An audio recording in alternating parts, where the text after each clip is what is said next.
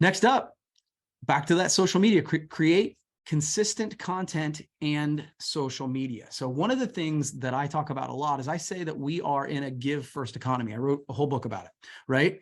And, one of the ways that I think people, small businesses, entrepreneurs, but big businesses too, one of the ways they struggle with content and social media is they treat it like advertising. And so they're buy from me, buy from me, buy from me, buy from me. And that can get really, really tiresome. So one of the ways to build an audience on all these platforms, which of course, then you can drive to that email list or text list. One of the ways to do that is to provide actual value or entertainment.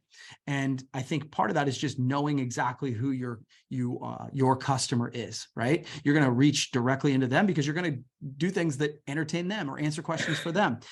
If you are not sure where to start with something like this, I always say that you start with the question that you get asked 10 times a week, right?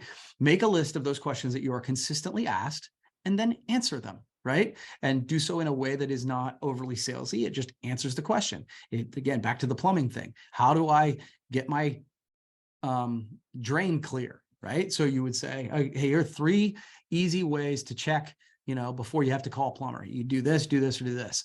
And when you create those consistent pieces of content, then that add value, you build up integrity with the audience. So that when ultimately you do make an offer, because of course, at some point you're going to make an offer because that's part of the idea, right? We're a for-profit business. You're doing so with an audience of people who you've provided value to, and they're actually open to that conversation at that point, if that makes sense.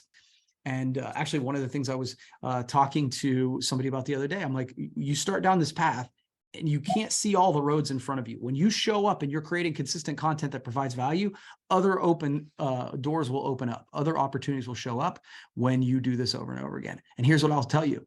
Most people won't do it.